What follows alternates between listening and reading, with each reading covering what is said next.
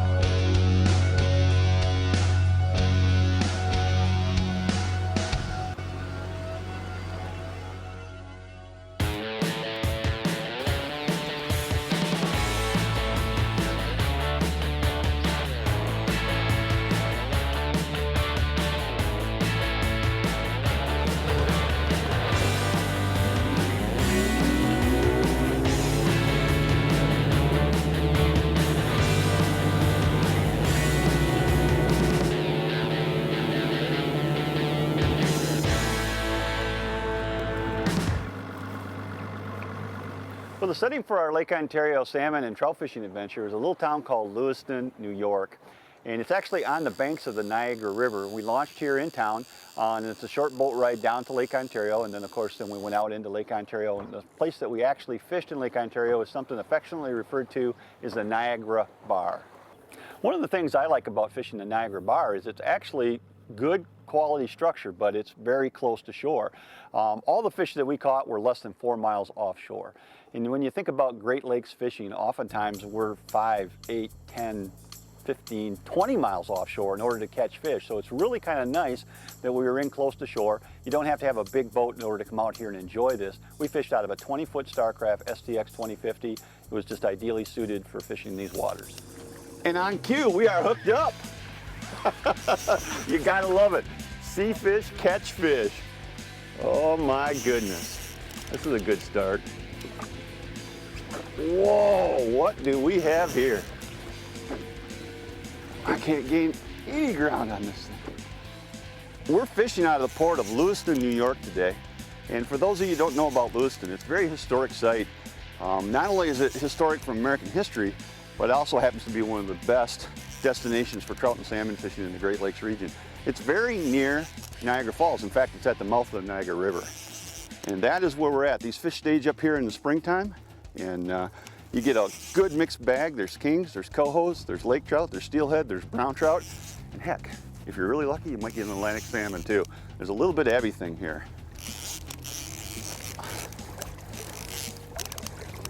Oh baby. Jakers, you gonna be my net man, are you? This is a very typical lake trout for this part of the country. Nice job, Jakers. Nice job. That right there is the magic. It's a bait called a mag lip. Got our first trout, and it's gonna get a bunch more today. I'm gonna get this guy right back in the water, all right?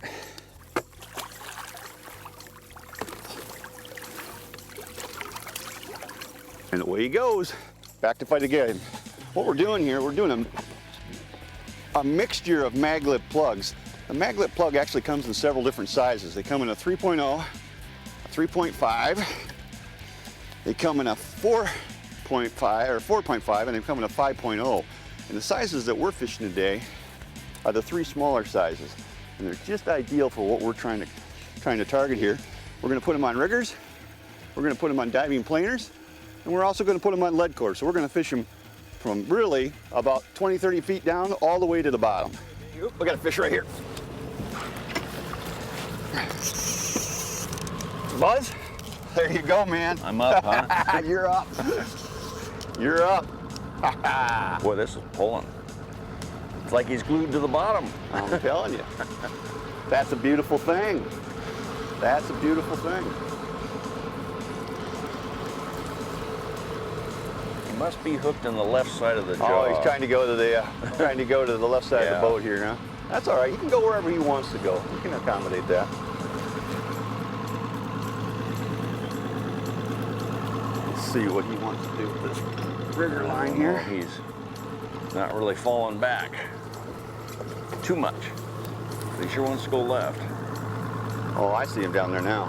Oh yeah. Oh yeah, another trout. Very nice looking fish. Very nice looking fish.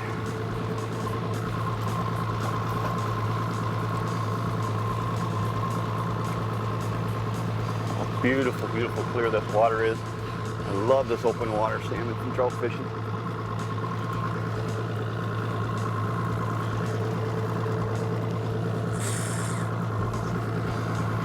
Oh, he's just lip hooked. One more pull and I got him. Well, hang on. He's still tugging. There he is in the bag. Nice trout, Buzz. Oh, that's even man. bigger than the first one. Look at that sub. That mag lip just popped out of his mouth right there. He was just barely lip hooked.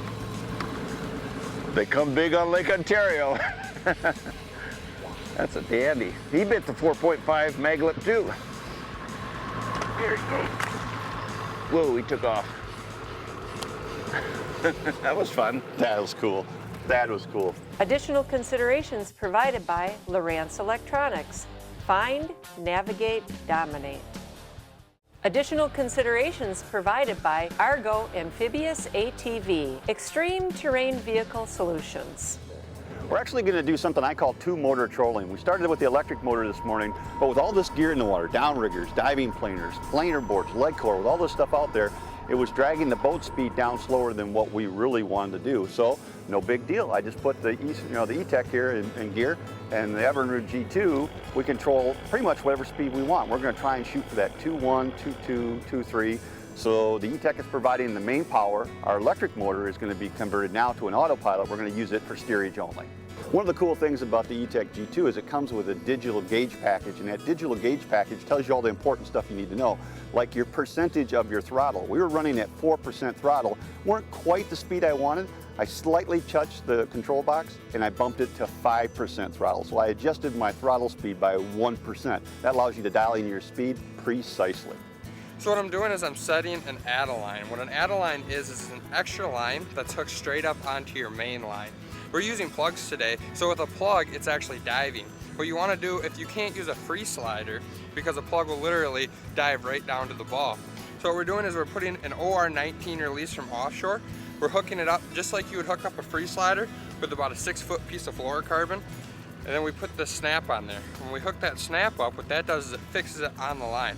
So when that crankbait's diving, it can't go very far. It basically stays right there. So what that's doing is it's putting 2 lures on 1 rod, doubling our opportunity to get another bite. Buzz, you're up, buddy. Not again.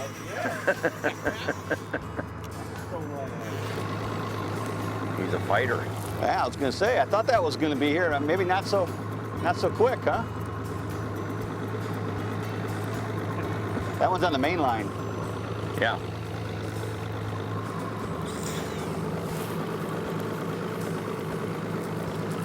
There we go, just let that slide right down to the fish.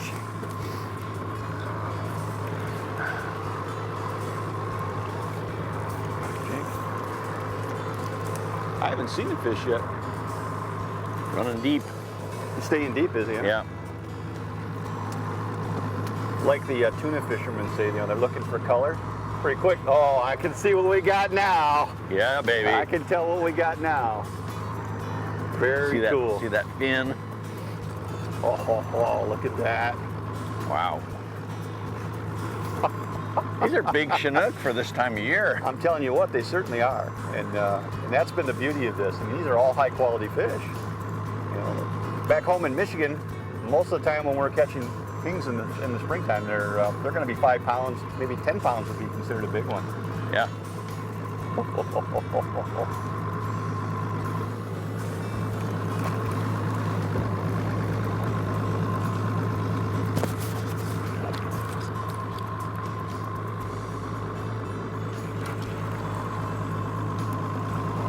Man, they are beautiful fish. Wow. Doesn't get much better than catching king salmon in the springtime.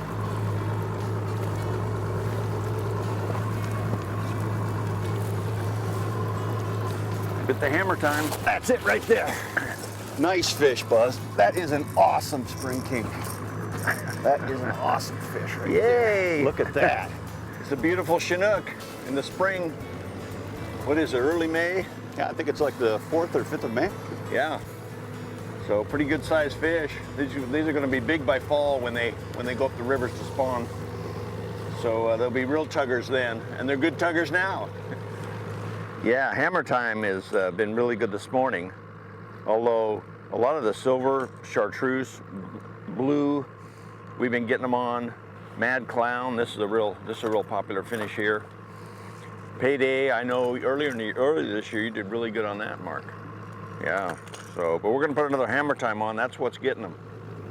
Well, give me that thing and let's get her down in the water. The fish, they are a-biting. That is a heavy fish. I just got saying that the only thing they hadn't fired was our lead core, and bam, our lead core fires. Well, I got my work cut out for me here. This is a maglet plug, of course, just like we've been fishing. But this is all the way at the end of 10 colors of lead core. What is that? 300 feet of line out there. So I'm not even gaining a little bit on this fish. Oh, I see him splashing back there. Hey, Jakers, can I have you pull back on the throttle a little bit? I can't gain an inch on this one. This thing is just pulling. Ooh, baby. Man, I'm gonna have my work cut out for me here. There we go. Thanks, Jake. Captain Jake pulled back on the throttle a little bit so I can get just a little bit of ground on this guy. I saw the fish splash back there, and when you see a fish 300 foot behind your planer board splashing, that's a weird feeling, you know. But what lead core does is allows us to fish at substantial depth, but I can put it on a planer board, I can get it out to the side. And so what it does is allows us to spread our rig out and cover more water. And this is just an absolute toad on here. Very good. Now I'm actually in the backing. I got quite a bit of backing that I have to reel in here. And in this particular reel, I've got mono backing.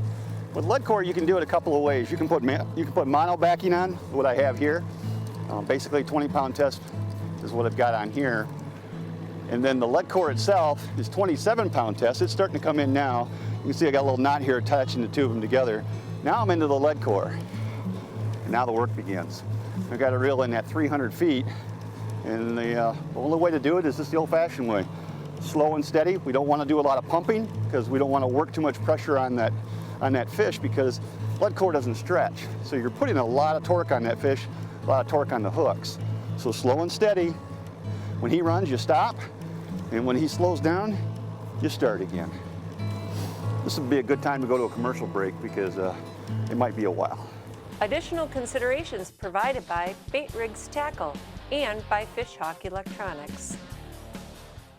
Additional considerations provided by the Ultimate Sports Show Tour, Michigan's premier sports shows. Well, we're just to the leader now. And I would say at elapsed time, it probably took me, I'm gonna guess 4 or 5 minutes to get a fish this far. And now it's just me and him on the leader.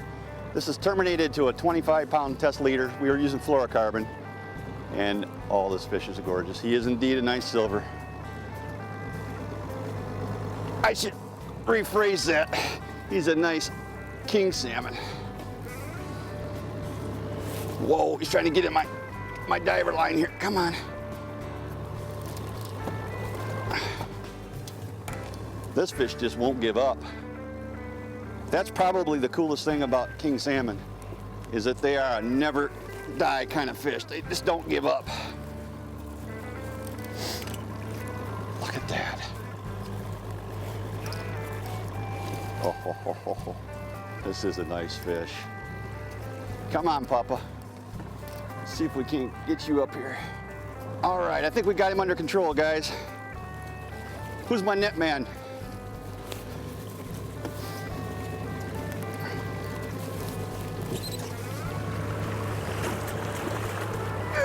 Now that is a king. That's a dandy. Holy smokes. Wow. Now that's an awful nice king. You know, for this part of the world, this is about as big as you're going to get in the springtime. I know, Buzz, where you come from, you get a lot bigger kings. Well, yeah, but these are awfully nice for spring fish. They really I'm telling are. you, I've caught a lot of salmon in my life, and in the springtime, you rarely get them pushing this, you know, this 15, 18 pound range. This is a very, very nice fish right here. I'm very happy with him. The question is, what do we do with him? Do we want to keep this one? This would be a good one to put on the table. Barbecue? Yeah, let's do it. We were kind of talking about that today. Maybe tonight. This fish will feed all of us. Sure. He's bleeding a little, so let's do it. He's bleeding a little, and we tuckered him out with that lead core. You know, we pulled him a long ways, so he tuckered me out, and I'm going to get some sustenance back out of him. Well, I'm going to take your picture with this one. All right. I'll let you do that. I'll let you do that. Mag lip is a really unique lure in that it has a big lip, so it dives deep, of course, but it has a lively wiggle at slow speed, and then as you speed up just slightly, it develops what we call a skip beat action, where it's wiggling and diving to the side. For 20, 25 years, I used to spend a month or more on the coast, Oregon coast, every winter fishing steelhead. And when conditions were right, I used plugs. I back-trolled plugs for steelhead. And every time I caught a steelhead, I put a notch in the lure. It doesn't take you long, and you figure out who the fishermen are in the tackle box. And it wasn't those plugs that just wiggled. It was those plugs that wiggled and darted to the side that really caught them. Those were the fishermen in the tackle box. Mag lip, we designed that into the action to where the plug will dart to the side. The fish comes up behind it. You know, think about how many times you have cast out, reeled in a spinner or some lure, and there's been a fish following it with his nose that far away, but he didn't quite strike. As soon as he saw you, turned away. The skip beat action of a mag lip is like teasing a cat with a ball and a string. Fish comes up behind it, mag lip darts to the side, they grab them. There's a lot that goes into these. We've got 4 sizes of mag lip, so you can catch a multitude of species, but they all have that skip beat action. As a lure designer, you would think that you would just, you know, scale them up or down and they would all work, but it's not quite true. You know, we've had to really fiddle with lip angle, with the balance of the lure and everything so that every one of them has that action, that lifelike action, that deep dive, just things that you have to do to get that lure so they all perform the same. Mag lip is designed to dive deep, to have skip beat action, and handle trolling speeds up to 4 miles an hour. They all do it. There you go, Buzz. I'll trade you.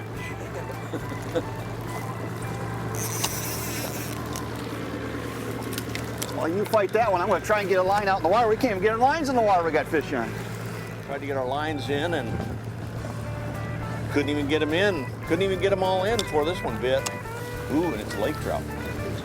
Let me see if I can duck under here and have some help on this, Buzz. You want to try to hook him right by the boat? You know what? We've landed enough of these. Why don't we just shake him off the boat? I get a pair of pliers and I can do just that. That might be a little easier on him. Yep. One more hook. There he goes. Oh, he splashed me in the face on the way out. He did that on purpose, Mark. He had it. I guess I had it coming. Good job, Buzz. Good job. Additional considerations provided by Mustang Survival and by Motor Guide Electric Motors. Additional considerations provided by Eagle Marine Service and by Ontario's Algoma Country. That real. Anytime that we're talking about trolling, of course we're going to be talking about trolling speeds, and we're monitoring our trolling speed 2 different ways. Here what I have is something called a fish hawk, and what this is a subsurface probe that allows me to monitor my trolling speed down at the downrigger ball. And you can see down here this bottom number, 2.1 miles per hour. That's what we're gaining speed over ground down at the downrigger ball. We're also monitoring our speed up on the surface, and we're doing that with our Lowrance unit, and it's got a speed over ground as well. And ironically, you'd think the 2 numbers are the same. They're rarely the same. Our surface speed is almost always faster than our subsurface speed, and that's because of subsurface currents that exist in the Great Lakes. So what we're doing today, fishing plugs, speed's not critical because our plugs will fish at a lot of different speeds. They'll fish fast, they'll fish slow. But if I was fishing spoons today, we'd be in trouble if we were going slower than 2 miles an hour because a spoon just simply doesn't have any action at those slow speeds. So these subsurface probes become very critical to open water trolling applications. And the fish hawk has been on my boat for years, and it just is a spot-on product. It really helps us catch more fish. It's been a while since our last bite.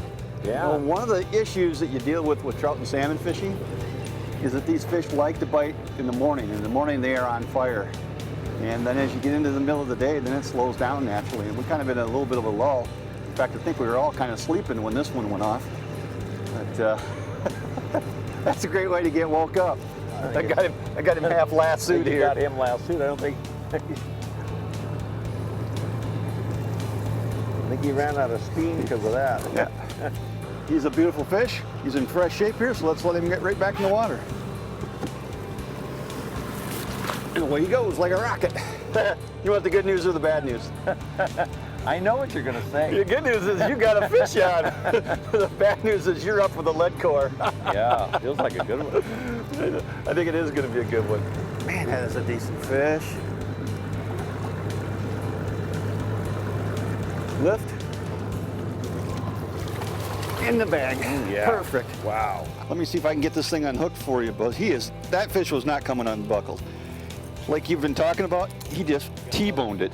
Another hook up. It's your turn on Mr. Ramsey, thank you so much. It's your turn to do the lead core. It's your turn on the lead core. Well, this isn't going to be as big a fish. It's going to be a little easier battle, I think. Going crazy.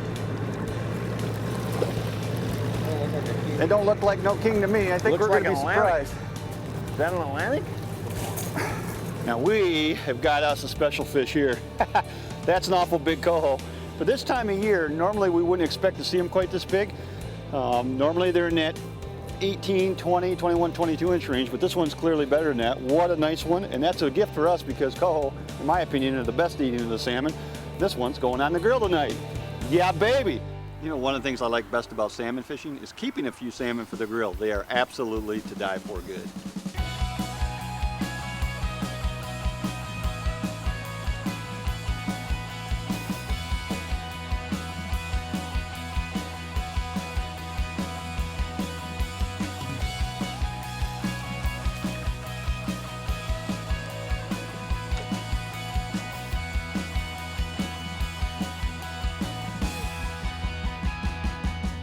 Well, I hope you enjoyed the show today as much as we did bringing it to you. My name is Mark Romanack. You're watching Fishing 401. Have good fishing out there and be safe on the water. Closed captioning is provided by Fishhawk Electronics.